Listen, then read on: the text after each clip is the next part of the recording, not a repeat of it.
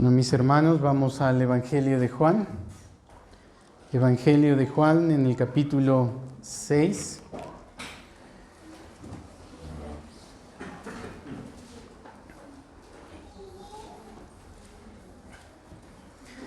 Evangelio de Juan en el capítulo 6.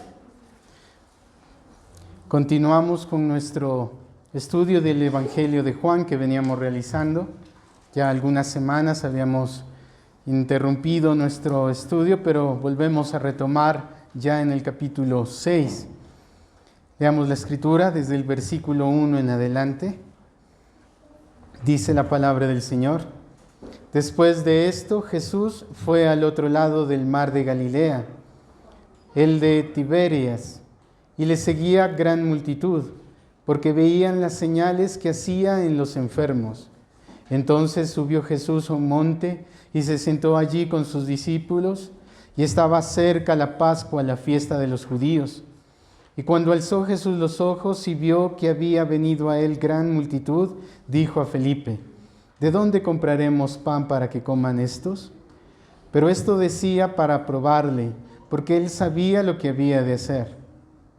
Felipe le respondió: 200 denarios de pan no bastarían para cada uno de ellos tomase un poco. Uno de los discípulos, Andrés, hermano de Simón Pedro, le dijo: He aquí un muchacho que tiene 5 panes de cebada y 2 pececillos, ¿mas qué es esto para tantos? Entonces Jesús le dijo: Haced recostada a la gente. Y había mucha hierba en aquel lugar, y se recostaron como en número de 5,000 varones. Y tomó Jesús aquellos panes, y habiendo dado gracias, los partió entre los discípulos, y los discípulos entre los que estaban recostados, asimismo de los peces, cuanto querían. Y cuando se hubieron saciado, dijo a sus discípulos: Recoged los pedazos que sobraron, para que no se pierda nada. Recogieron pues, y llenaron 12 cestas de pedazos, que de los 5 panes de cebada sobraron a los que habían comido. Aquellos hombres entonces, viendo la señal que Jesús había hecho, dijeron: Este verdaderamente es el profeta que había de venir al mundo. Pero entendiendo Jesús que iban a venir para apoderarse de él y hacerle rey, volvió a retirarse al monte él solo. Bueno, este capítulo 6 realmente es un capítulo largo, bastante largo, pero es un capítulo muy precioso. Y este capítulo 6 es muy particular y muy interesante, ya que expone en este capítulo 6 una realidad de la cual nosotros como cristianos debemos estar conscientes, ya que este capítulo expone la verdadera profesión de fe. Esa es la realidad de todo el capítulo 6 de Juan. Y lo que implica una genuina profesión de fe, lo que realmente significa ser cristiano, está contenido aquí en el capítulo 6. Lo que realmente significa ser un discípulo de Cristo. Y es que nuestro tiempo actual y las características que tiene este tiempo es terrible, porque muestra un falso cristianismo, y eso es la evidencia real. De hecho, las encuestas a nivel mundial muestran que la gran cantidad de religiones o el gran número de religiosos están dentro del cristianismo, y así lo mencionan las encuestas.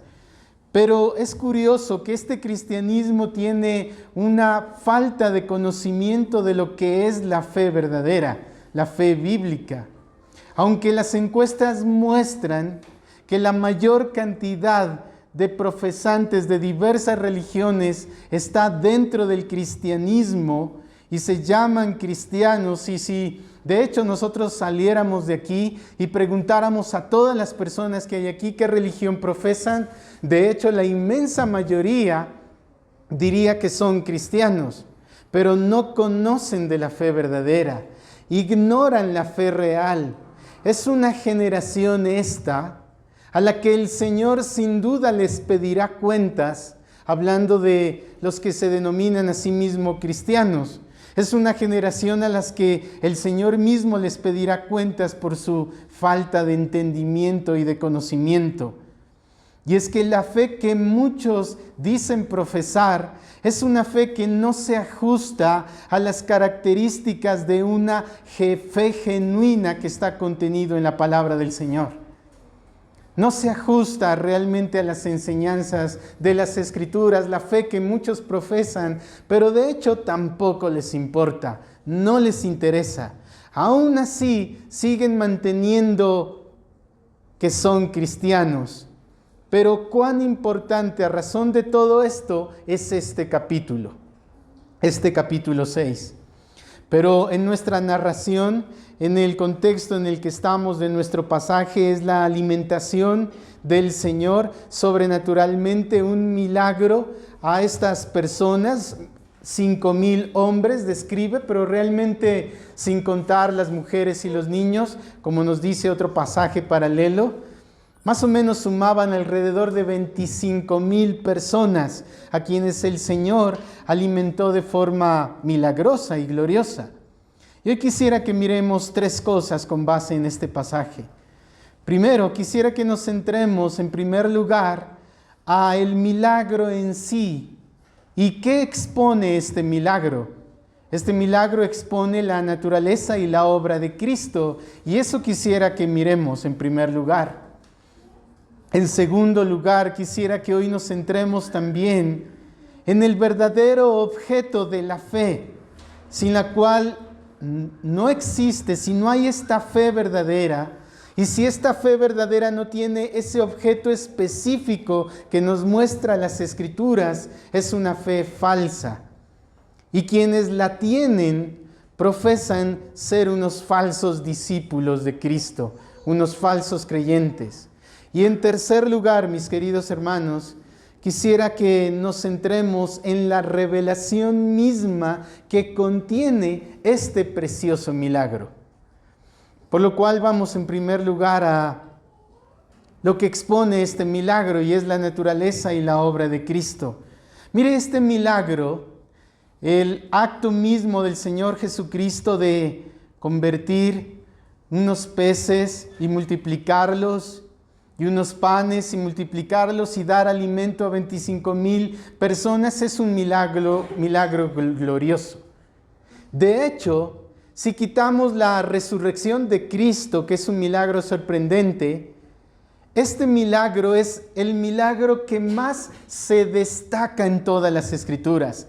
Es tan especial este milagro que todos los evangelistas, los 4 evangelios lo mencionan. Usted sabe, y es una realidad, hay narraciones que no están en todos los evangelios, hay narraciones que solo están en Juan, hay otras narraciones que solo están en Mateo y en ningún otro de los demás evangelios, pero este milagro es tan especial que los 4 evangelistas lo mencionan. Y si los 4 evangelistas lo mencionan, quiere decir que hay algo muy importante que contiene este milagro. Si los 4 evangelistas hacen mención a este milagro, significa que hay algo muy importante que el Señor nos quiere mostrar en este milagro. Pero ¿por qué se destaca este milagro? Quisiera darles algunas razones de por qué se destaca este milagro de una forma especial más que todos los demás. En primer lugar, hay algo muy interesante, y es que algunos de los milagros que Cristo hizo, la mayoría de ellos, fueron en privado. Fue sanando a un hombre, fue sanando a un grupo de personas, fue en el contexto de las sinagogas, fue a un grupo limitado de personas. Pero este milagro es tan especial que se hizo al aire libre y delante de una multitud de personas. Aproximadamente 25,000 personas. Por eso este milagro lo hace un milagro realmente muy importante. Y es tan importante que el Señor lo hizo, y vuelvo y repito, delante de una multitud. En segundo lugar, este milagro es muy importante a razón de la naturaleza misma del milagro. Mira esto. Otros de los milagros de Cristo tenían que ver un proceso recreativo, es decir, recrear algo. Cuando él sanaba a un enfermo, es decir, recreaba y devolvía la salud que había perdido. Cuando sanaba a un ciego, sus ojos estaban ahí realmente, y lo que hizo el Señor fue recrear nuevamente la vista. Cuando aquel paralítico fue sanado, realmente él tenía sus piernas, tenía sus brazos, pero lo que hizo el Señor fue recrear nuevamente. Pero este milagro es tan especial porque fueron creados, lo que el Señor hizo, trajo a la existencia de la nada algo. Mire qué especial es esto. El Señor alimentó a la multitud de la nada. Es decir, el Señor creó panes y peces. Mire qué especial es este milagro. Y en tercer lugar, hay algo muy importante, es la importancia que el milagro tiene en sí. Y sobre este punto quisiera que nos centremos. Como hemos dicho una y otra vez, y es pertinente volverlo a mencionar para que nosotros tengamos en cuenta el propósito de Juan, el propósito que tiene Juan al escribir este evangelio es presentar a Cristo Jesús y decir y mencionar que Él es Dios. Ese es el propósito del evangelio de Juan. Por eso en el capítulo 1, Juan comienza no mencionando los actos de la vida de Cristo, o su niñez, o cualquier otro acontecimiento, sino lo que hace Juan desde el primer capítulo, en el primer versículo, es decir, abiertamente y de forma clara, exponer a la persona de Cristo Jesús, diciendo Cristo es Dios. Lo menciona y dice que Cristo es el creador de todas las cosas, el poseedor de vida en sí mismo, el que en Él tiene luz en sí mismo, la cual es la luz de los hombres. Lo que hace Juan desde el inicio, y esto es muy importante tenerlo en cuenta, porque si ese es el énfasis de Juan, todo el libro se va a desarrollar sobre ese mismo tema. Si Juan comienza su primer capítulo y desde el primer versículo diciendo Cristo es Dios, lo que Juan nos está diciendo, en otras palabras, el resto del libro va a tratar sobre lo mismo. Querer demostrar que Cristo Jesús es Dios mismo. Pero también Él lo menciona en el versículo 14 del capítulo 1 de Juan, que Cristo es hombre. El verbo Dios mismo se hizo hombre y lo menciona. Y como hombre, Él trajo la gracia a todos los hombres. Todo Juan gira en torno a este mismo tema. Ese es el propósito de Juan. De hecho, quisiera volverlo a leer nuevamente porque es pertinente. En el capítulo 20 del Evangelio de Juan, al finalizar Juan su Evangelio, en el versículo 30, Juan está diciendo cuál es el propósito de este libro e incluyendo, mis queridos hermanos, el propósito de los milagros de Cristo. ¿Cuál era el propósito? Entonces, Juan nos recuerda en el capítulo 20, versículo 30, diciendo, hizo además Jesús muchas otras señales en presencia de sus discípulos, las cuales no están escritas en este libro. Mire, él está diciendo, Jesús hizo muchos más milagros, los cuales no están descritos en este libro. De hecho, en el capítulo 6, donde estamos, ese milagro de alimentar a 25,000 personas sobrenaturalmente, este milagro es el cuarto milagro que Juan menciona. Y aquí dice que el Señor hizo muchos otros milagros, los cuales no están escritos. Pero el verso 31 dice, pero estas se han escrito, es decir, estas señales, incluyendo la del pasaje nuestro del capítulo 6, estas se escribieron, dice, para que creáis que Jesús es el Cristo, el Hijo de Dios, y para que creyendo tengáis vida en su nombre. Mire, qué fácil es la escritura, qué sencilla es la palabra, pero cuán profunda es. Juan está diciendo, mire, las señales que se han escrito aquí en este Evangelio tienen un solo fin: que creáis que Jesús es el Cristo. Que creáis que el Señor es el Cristo, y eso conlleva muchas cosas. Que Él es Dios, que se hizo carne, Él es el Cordero de Dios, para que creyendo en Él tengáis vida eterna. Entonces, volviendo a nuestro pasaje en el capítulo 6, si nosotros vamos a este capítulo y hablamos sobre la importancia de ser buenos administradores aquí, porque vemos a Andrés, un administrador que hizo cálculos, y si la charla aquí es ¿cómo ser buen administrador?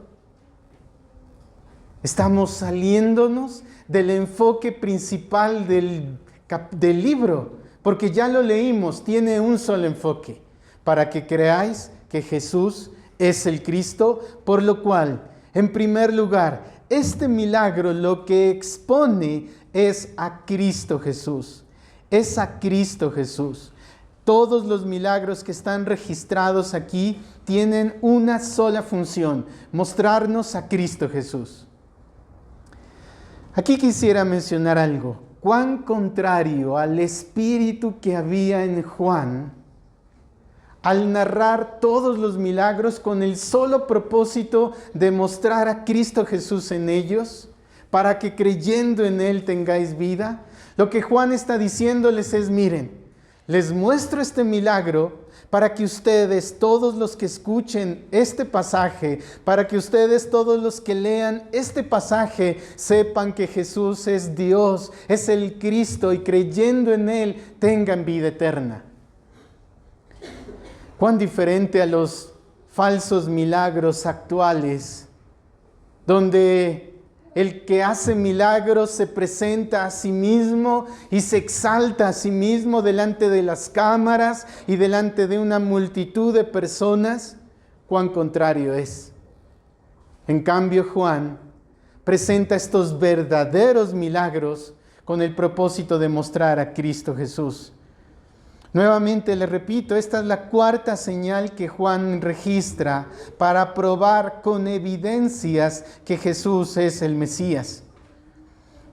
Y la alimentación a los 5,000 y más de 5,000, como hemos mencionado, es tan especial este milagro porque es un milagro en el cual Cristo Jesús demostró su poder más que cualquier otro de los milagros que Jesús haya hecho.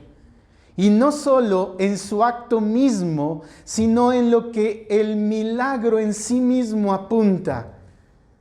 Y mire, es tan especial esto, que este milagro fue el motivo para ese precioso y gran discurso que Jesús dio en el resto del capítulo 6.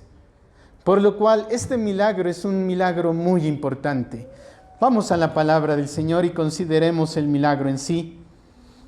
Dice después de esto, es decir, después de lo que narró en el capítulo 5, el Señor dice, fue al otro lado del mar de Galilea, el de Tiberias, y le seguía gran multitud, una multitud seguía a Cristo, porque veían las señales que hacía en los enfermos. Entonces Jesús subió al monte y se sentó allí con sus discípulos. Y estaba cerca la fiesta de la Pascua, la fiesta de los judíos. Cuando alzó Jesús los ojos y vio que había venido el gran multitud, dijo a Felipe, ¿de dónde compraremos pan para que coman estos? Una multitud seguía a Cristo. Mire qué curioso es esto. Según la narración de Mateo y Lucas, el Señor había enviado a sus discípulos, usted recuerda esa historia, envió a sus discípulos a predicar el Evangelio, a sanar enfermedades. Ellos volvieron y el Señor subió a un monte en privado para estar con sus discípulos. El Señor quería escuchar a los discípulos lo que había acontecido en su viaje misionero. Pero esto no pudo ser posible porque una gran multitud se dio cuenta y fueron detrás de Cristo. Una gran multitud le siguió. Entonces el Señor en el versículo 5 le dice a los discípulos, ¿de dónde compraremos pan para que coman estos? Pero dice la Escritura que Él dijo esto para probar a Felipe, porque Él sabía lo que había de hacer. Es decir, ningún acto de Cristo fue porque sí. Todos los actos de la providencia del Señor, mi querido amigo y hermano, todo lo que usted está viviendo hoy, sea bueno o sea malo, providencialmente el Señor lo está disponiendo con un solo propósito, para que vayamos a Cristo. Por lo cual el Señor sabía lo que iba de hacer. Entonces, Mateo agrega a este pasaje que el Señor vio la multitud y tuvo compasión de estas personas. Tuvo compasión de ellos. Y movido a misericordia y a compasión de esta multitud que había dejado sus ciudades, que había dejado sus casas, fueron a seguir al Señor, y el Señor les dice a sus discípulos, según Mateo, que ellos les den de comer. Ellos responden sin fe, pero ¿cómo es posible? Mire lo que dice Felipe en el versículo 7. Felipe le respondió, 200 denarios de pan no bastarían para que cada uno de ellos tomase un poco. Y Andrés incluso agrega y dice, ¿qué es esto? Es decir, los pocos panes que tenían y los peces que tenían, ¿qué es esto para 25,000 personas?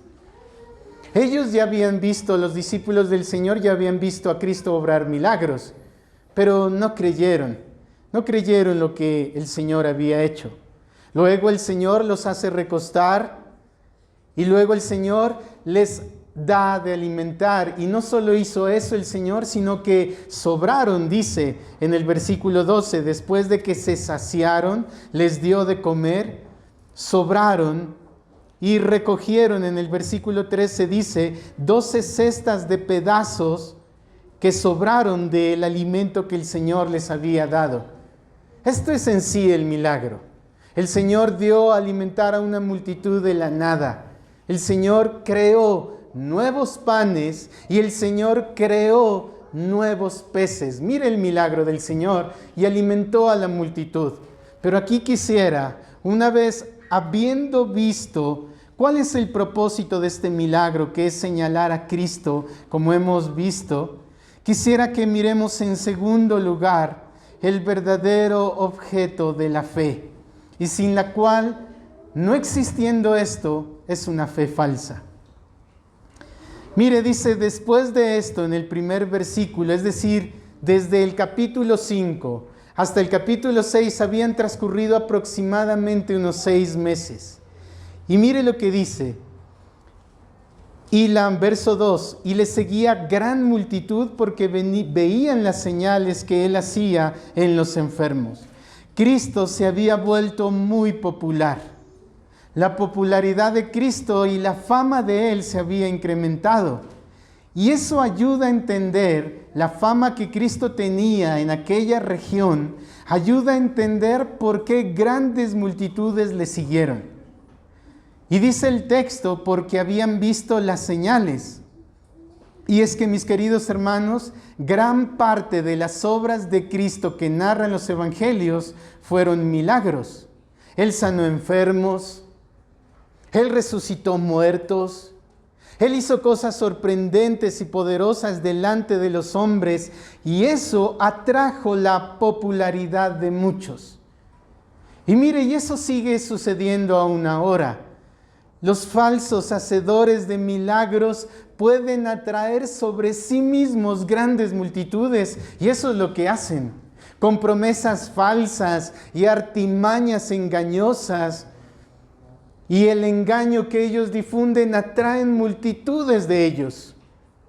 Uno de ellos, muy famoso, norteamericano, ya muy anciano, que lleva muchos años engañando a la gente, un falso maestro, un lobo, llamado Kenneth Copeland, un día delante de la multitud ahí presente, porque reúne más de 10,000 personas, y también delante de las cámaras que reúnen a un montón de multitudes que lo miran por televisión.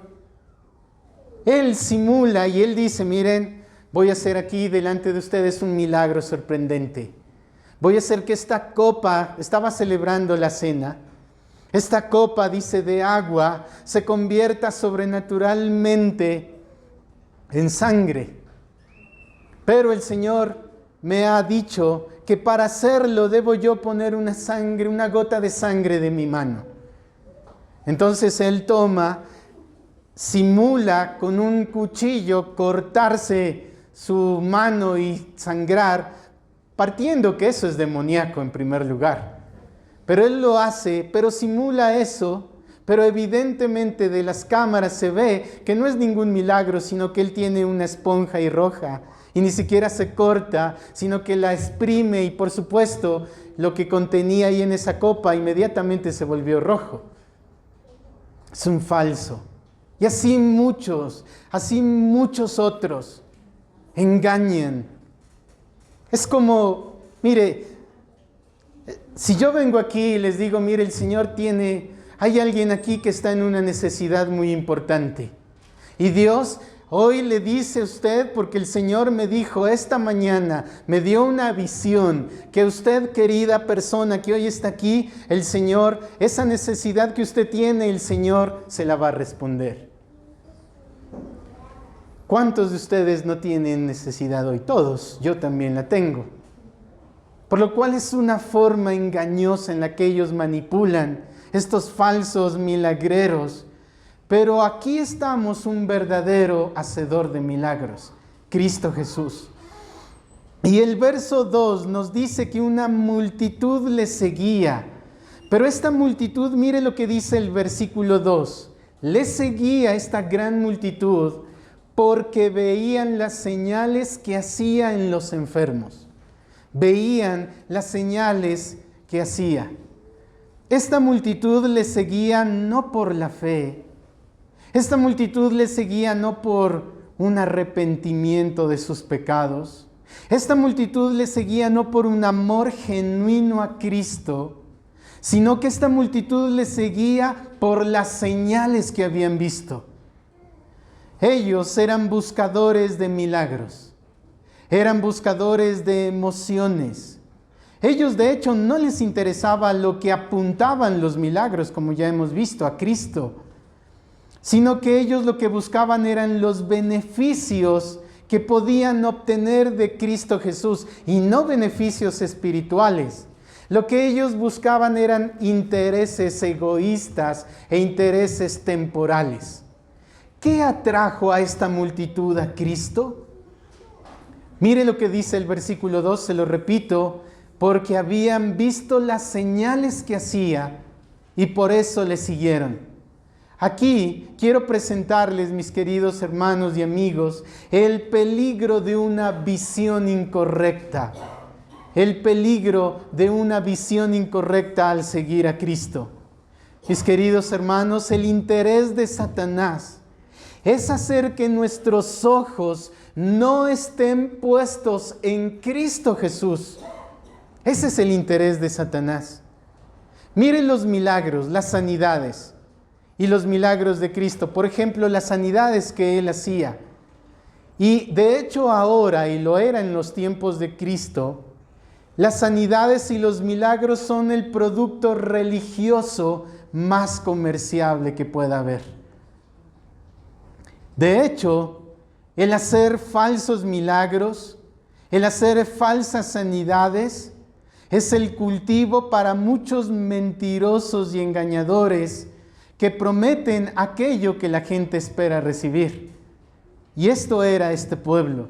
Ellos querían bienestar físico, querían realización física, querían satisfacción física, querían complacer sus propias lujurias, lo que la gente no regenerada hace. Y mire esto mismo que estamos viendo en este pasaje, es lo que hoy sucede nuevamente. ¿Por qué la gente va a la iglesia? ¿Cuál es la razón de que muchos van a Cristo? ¿Por qué quieren buscar al Señor? Porque quieren solucionar un problema físico. Sea una enfermedad, sea un problema de depresión, sea un problema económico. Y eso es lo que busca la gente. Y eso es lo que le interesa a la gente. Y cuando aparece un obrador de milagros, las multitudes le siguen. Y mire, esa era una realidad en los tiempos de Cristo y es una realidad ahora. Miren, no hay multitudes, mis queridos hermanos. Si se anuncia el evangelio verdadero, no hay multitudes. La gente no quiere oír de abnegación. La gente no quiere oír de odiarse a sí mismo. Cristo Jesús dijo, el que no se aborrece a sí mismo no puede ser mi discípulo. Hoy la gente quiere oír de amor propio, de autoestima. La gente quiere escuchar de eso. La gente no quiere oír de dejar padre y madre si eso requiere el seguir a Cristo. La gente no quiere oír de arrepentirse. La gente no quiere oír de quebrantarse y llorar a razón de su pecado. La gente no quiere oír de cuando se le habla de la bancarrota espiritual en la cual están. La gente no quiere saber de eso. La gente no quiere oír del mensaje que dice, están muertos en sus delitos y pecados, como Efesios capítulo 2 lo dice.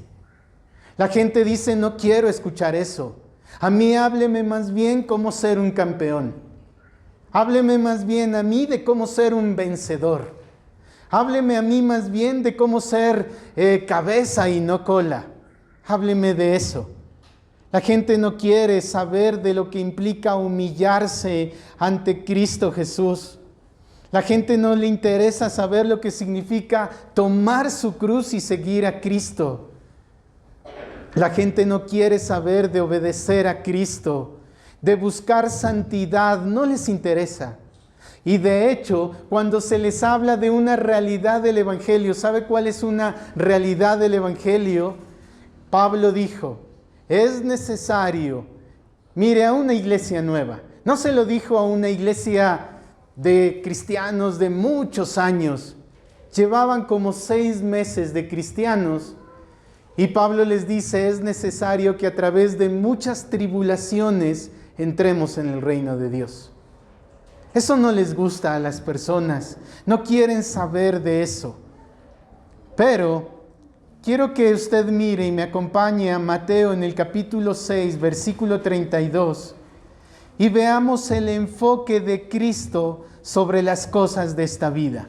Mis queridos hermanos, este pasaje de Mateo que estamos leyendo no tiene nada que ver sobre cómo prosperar económicamente. No tiene nada que ver sobre ese tema.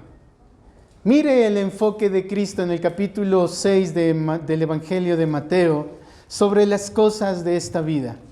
Mateo en el capítulo 6, versículo 31. Dice la palabra del Señor, Mateo capítulo 6, versículo 31, no os afanéis pues diciendo, ¿qué comeremos o qué beberemos o qué vestiremos? Porque los gentiles buscan todas estas cosas, pero vuestro Padre Celestial sabe que tenéis necesidad de todas estas cosas. Mas buscad primeramente el reino de Dios y su justicia, y todas estas cosas se os serán añadidas. Mire el enfoque de Cristo, el afán que Cristo presenta que debemos tener no está en las cosas de esta vida, sino en buscar el reino de Dios. Todo lo que esto significa, todo aquello que pertenece a Dios y a la gracia del Evangelio. Buscar a Dios y su justicia implica buscar todo lo que concierne a Dios, lo que Él pide y demanda. Buscar la santidad, buscar la pureza, buscar la obediencia a Él, buscar crecer en gracia y en el conocimiento de Cristo. Eso es buscar el reino de Dios y su justicia. Y ese es el enfoque de Cristo en el cual nosotros debemos buscar. Pero aquí, en nuestro pasaje de Juan 6, ese enfoque que tenía la multitud, que seguía a Cristo, mis queridos hermanos, es una visión totalmente equivocada y distorsionada de lo que significa seguir a Cristo. Eso no es seguir a Cristo. Eso no es seguir a Cristo Jesús. Seguir a Cristo no es eso. Por lo cual, mis queridos hermanos, si hay aquí alguien que tal vez está pensando que por ir a la iglesia va a obtener algún beneficio físico de ello, mis queridos hermanos, ese no es el enfoque. Y Cristo Jesús lo enseñó cuando un día habló sobre la parábola del sembrador. Hay algunos de los cuales se siembra la semilla, pero al ver la vanagloria de la vida, al ver lo que el mundo les promete, abandonan el camino y dejan el Evangelio. Otros, por el contrario, cuando ven las persecuciones que les representa seguir a Cristo, abandonan el camino. Abandonan la fe. Abandonan la fe. Pero, mis queridos hermanos, en tercer lugar, quisiera que miremos a la luz de este pasaje la revelación que este milagro trae. ¿Qué nos quiso decir Jesús con este pasaje? Pero volvamos a Juan 6. Juan 6 es muy especial, porque si usted mira todo Juan 6, comienza con la descripción de un milagro en el cual el Señor dio de alimentar a muchas personas, a una gran multitud. Pero si usted sigue viendo el Evangelio, el capítulo 6, Jesús mismo se está presentando en este capítulo y Él está aprovechando ese milagro para decirles: yo soy el verdadero pan del cielo. Yo soy la verdadera comida. Entonces, ¿qué revelación nos muestra este milagro? Este milagro lo que nos señala y a quien apunta es a Cristo mismo. Cuando el Señor dio de comer a esta gran multitud de forma sobrenatural, Cristo les estaba revelando lo que significa Él mismo como la verdadera comida que satisface las necesidades de los hombres. Cristo es el alimento verdadero. Cristo es la verdadera comida. La razón principal de por qué este pasaje y este milagro es tan importante, que está en todos los evangelios, es porque nos muestra a Cristo mismo como la verdadera comida y el verdadero pan del cielo. Cristo se valió de este milagro sobrenatural para decirles: miren, yo soy realmente la verdadera comida que ustedes necesitan. Y si usted recuerda el final de esta narración, de este milagro, todos se saciaron y había abundancia para todos. Cristo lo que les está diciendo es: yo soy la verdadera comida que realmente satisface el alma hambrienta. Cristo es la verdadera comida, mira esto, para los hambrientos. ¿Y quiénes son los hambrientos? Aquellos que realmente tienen una verdadera hambre, en el cual Mateo en el capítulo 5 dice: cuán bienaventurados son. Son felices estos hambrientos que tienen hambre y sed de justicia. Cuán bienaventurados son, porque estos están hambrientos para que, o más bien, que sus pecados sean quitados. El hambre que ellos tienen es porque ellos identifican y saben que necesitan del Señor y tienen hambre de que la obra de Cristo obre en sus vidas con el objetivo de que sus pecados sean quitados. Ellos son hambrientos porque están hastiados de la impiedad y del pecado de ellos mismos y de sus propias justicias. Son bienaventurados porque ellos tienen hambre y ellos anhelan no su propia justicia, sino una justicia mayor, que es la de Cristo. Ellos son como Pablo, el cual un día estaba hambriento y él dijo que no quería tener una justicia que saliera de él mismo, sino una justicia que viniese de Cristo. Tener hambre significa estar desesperado, es morir de hambre, sentir que la vida se acaba, caer en cuenta de la necesidad apremiante de lo que significa Cristo para ellos. Tener hambre no significa ir a la iglesia para obtener un beneficio de Él como esta multitud. No, tener hambre es identificar mi real necesidad. Y mi querido hermano y amigo, tu real necesidad y la mía no es que el Señor me sane físicamente. No es que el Señor me prospere económicamente. La real necesidad que tenemos, que tienen todos los hombres, es que la obra de Cristo se evidencie en nuestras almas. Que nuestros pecados sean perdonados. Que seamos revestidos de Cristo. Que cuando un día partamos de aquí, hallemos que las moradas del cielo son abiertas, no por nuestras propias justicias, sino por la obra de Cristo. Acompáñenme al Salmo 42. Salmo 42. Describe el salmista lo que realmente significa tener hambre. Y esta multitud que venía a Cristo en el capítulo 6 no la tenía. Y esa gran multitud que hoy se dice ser cristiano no la tiene.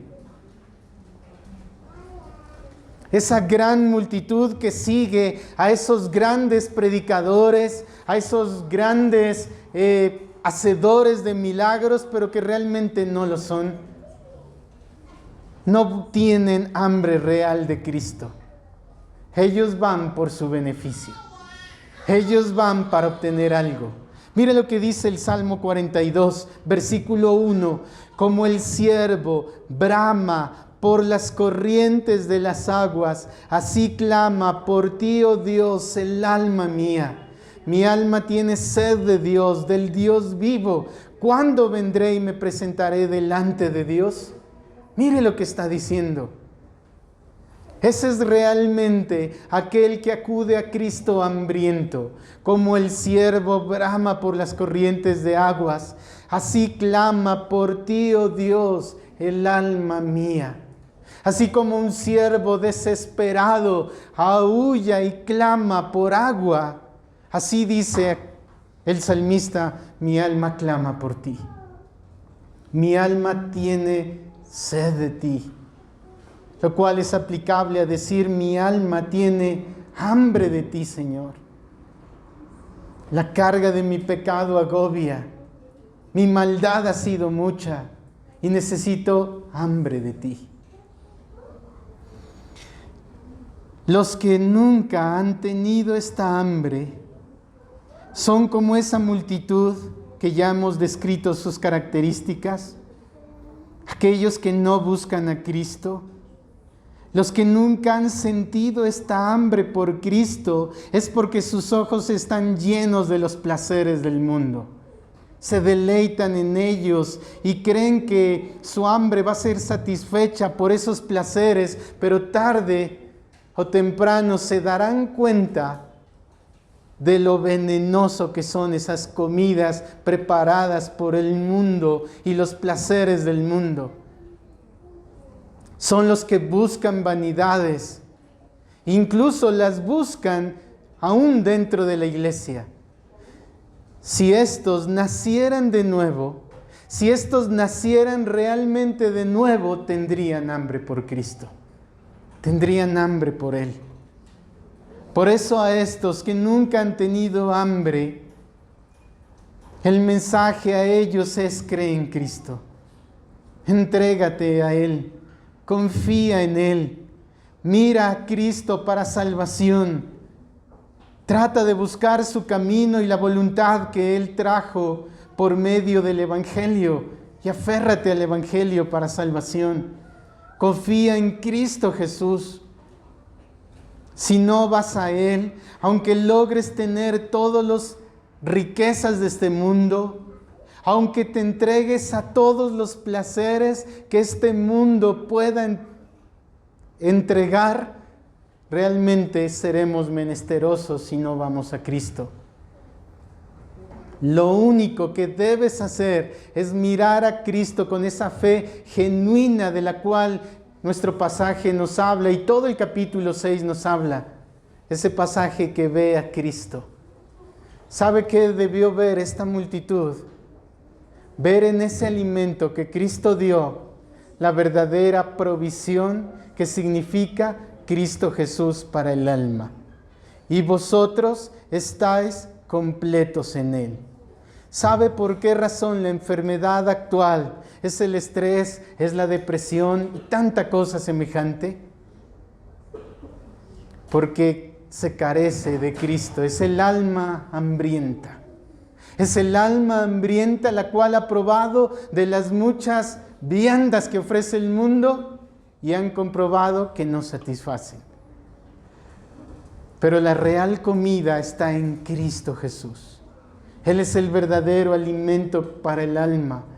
Y qué alegría y cuán bienaventurados seremos que el Señor nos conceda, por medio de haber creído en Cristo por la fe, que se nos diga un día, bienaventurados los que comerán pan en el reino de los cielos.